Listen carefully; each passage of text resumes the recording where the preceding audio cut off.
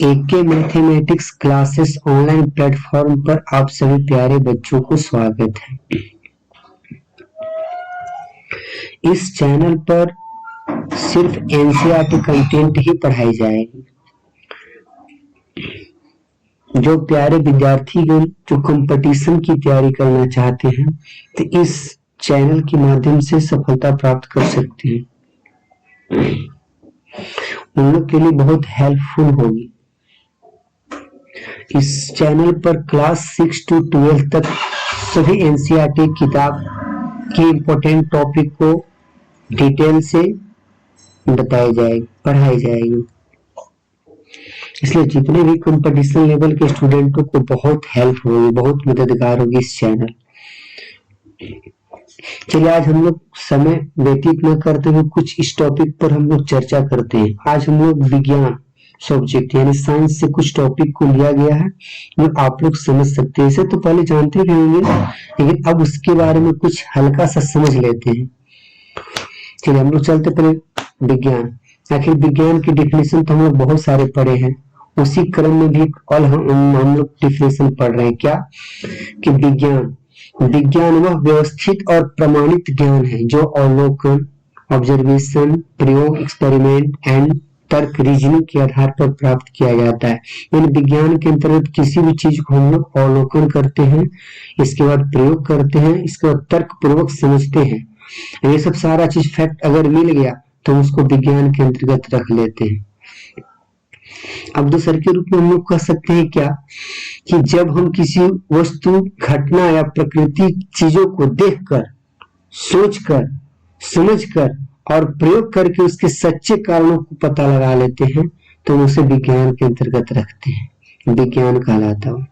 जैसे किसी भी चीज का हम लोग समझते हैं, जैसे कि सूरज क्यों उगता है, ये हमारा विज्ञान बताएगा। कौन सी विज्ञान? खगोलीय विज्ञान। अगर खगोलीय विज्ञान के अंतर्गत हम लोग अध्ययन करने जाएंगे तो उसमें पता चलेगा कि सूर्य क्यों उगता है, उसका प्रमाण दिया गया है।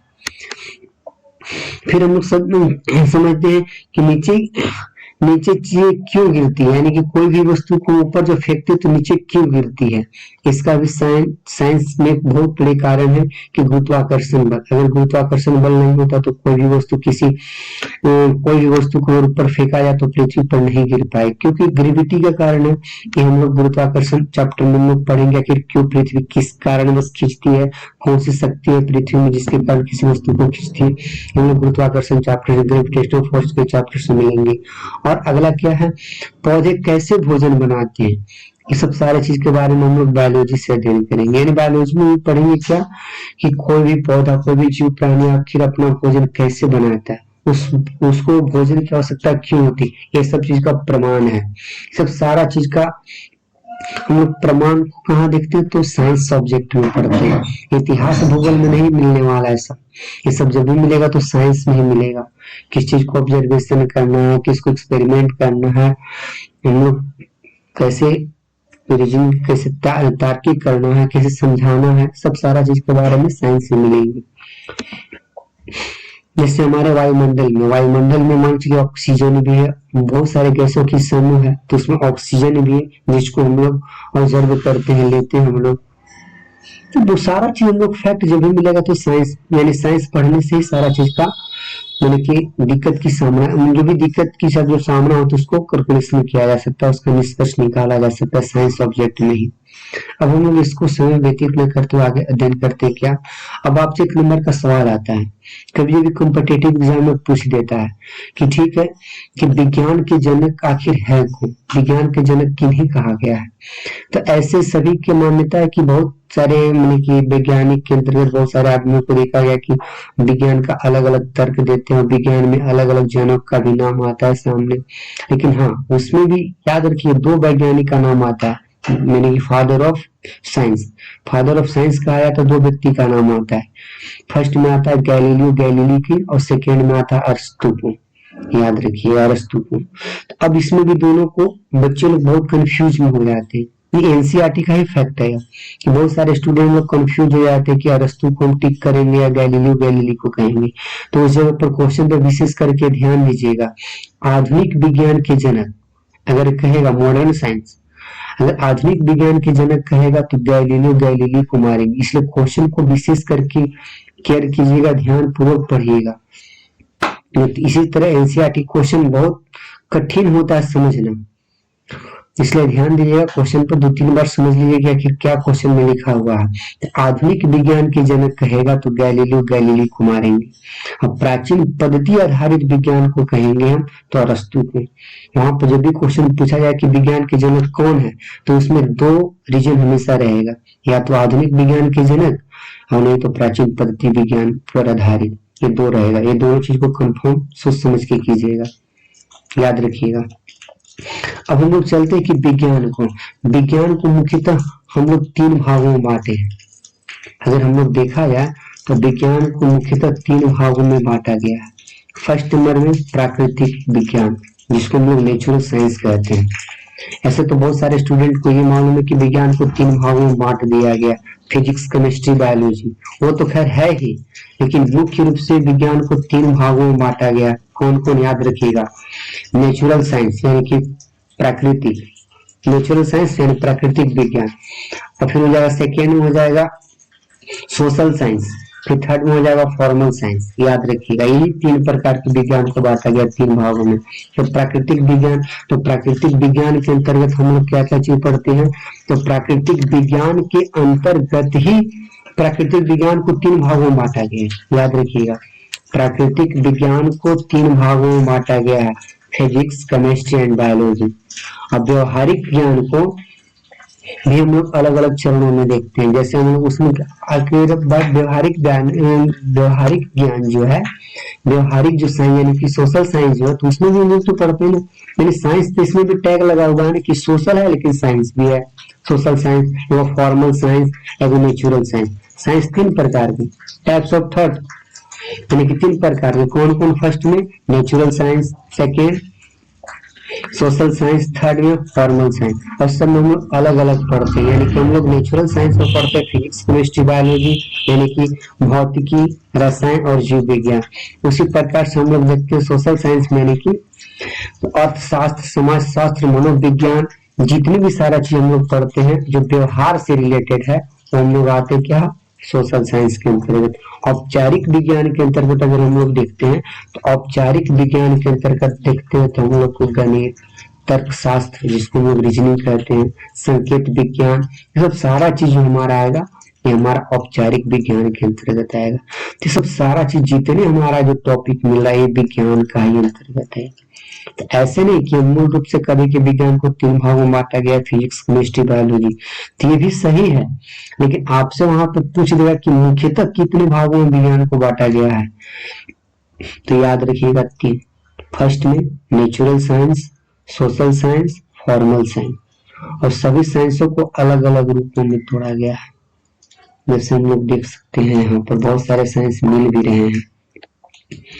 अब यहाँ पर भी आता है सवाल, बहुत सारे और भी बहुत सारे स्टूडेंट लोग और इसमें बहुत सारे पूछते हैं क्वेश्चन में कि हाँ ठीक है प्राकृतिक नेचुरल हो गया, प्लस में हमारा सोशल साइंस है, तो सोशल साइंस में हम किन किन टॉपिकों को ज्यादा अध्ययन करते हैं। मेरे यहाँ पे कुछ सवाल अगर कर दे आपसे कि सोशल साइंस जो, तो सोशल साइंस के अंतर्गत क्या इतना ही टॉपिक है, अर्थशास्त्र, समाजशास्त्र और मनोविज्ञान? नहीं, इसे और है, इसको 8 भागों में बांटा गया है। और कोई पूछेगा कि प्राकृतिक विज्ञान को कितने भागों में, तो 3 भागों में। और फिर सोशल साइंस को कितने भागों में, तो सोशल साइंस के 8 भागों में बांटा गया है। और फॉर्मल साइंस को कितने भागों में, तो उसको 7 भागों में बांटा गया है। ये याद रखिएगा, हम सबका एक जिक्र कर देते हैं।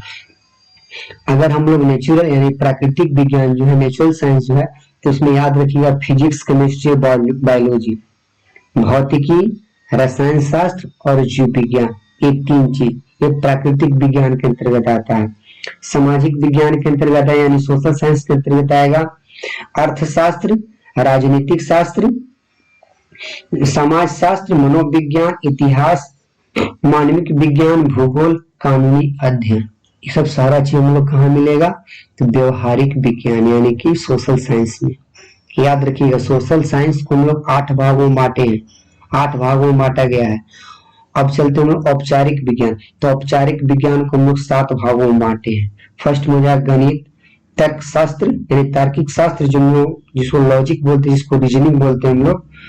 सेकेंड में आएगा सांख्यिकी हो जाएगा, जो स्टैटिस्टिक्स आप लोग जानते हैं, सूचना सिद्धांत, निर्णय सिद्धांत, कंप्यूटर विज्ञान आधारित जो होगा प्राणी विज्ञान। इतना सारा चीज हम लोग पढ़ते हैं औपचारिक विज्ञान के अंतर्गत। तो आपसे सवाल पूछ सकता है कि प्राकृतिक विज्ञान को कितने भागों में बांटा गया है। तो याद रखिएगा, प्राकृतिक विज्ञान यानी कि नेचुरल साइंस को 3 भागों में। ये बहुत सारे एनसीईआरटी का क्वेश्चन है, एनसीईआरटी का ही इंपॉर्टेंट फैक्ट है कि नेचुरल साइंस को कितने भागों में बांटा गया है। तो याद रखिएगा 3 भागों में। सोशल साइंस को कितने भागों में बांटा गया, तो याद रखिएगा 8 भागों में। औपचारिक विज्ञान यानी कि फॉर्मल साइंस कितने भागों में बांटा गया, तो याद रखिएगा 7 भागों में। 3, 8, 7, याद रखिएगा 3, 8, 7, 387, 387 ट्रिक है, याद रखिएगा। अब नेक्स्ट टॉपिक में सारा चीज की वृत्तांत अलग अलग समझेंगे। जैसे प्राकृतिक विज्ञान में चलेंगे तो हम लोग फिजिक्स, केमिस्ट्री, बायोलॉजी पढ़ेंगे। अब नेक्स्ट अगले टॉपिक अगले दिन स्टार्ट किया जाएगा, जिसमें और विज्ञान का इंपॉर्टेंट फैक्ट बताया जाएगा, जो सिर्फ एनसीईआरटी से ही रिलेटेड है।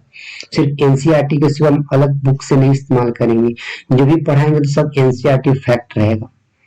इसलिए नेक्स्ट टॉपिक का इंतजार कीजिए। जब अगले दिन होगा तो उस दिन हम साइंस के बारे में और डिटेल से समझाएंगे और इम्पोर्टेंट फैक्ट लेकर आएंगे।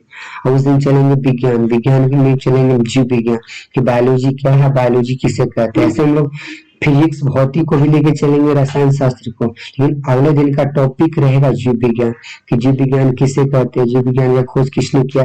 ये सब सारा चीज इंपॉर्टेंट फैक्ट पर हम लोग तर्क करेंगे, चर्चा करेंगे नेक्स्ट डे। जो भी मैं क्वेश्चन बता रहा हूँ सब इम्पोर्टेंट क्वेश्चन, सब एग्जाम और में आया हुआ क्वेश्चन है। ठीक है, नेक्स्ट वीडियो का इंतजार कीजिएगा कल।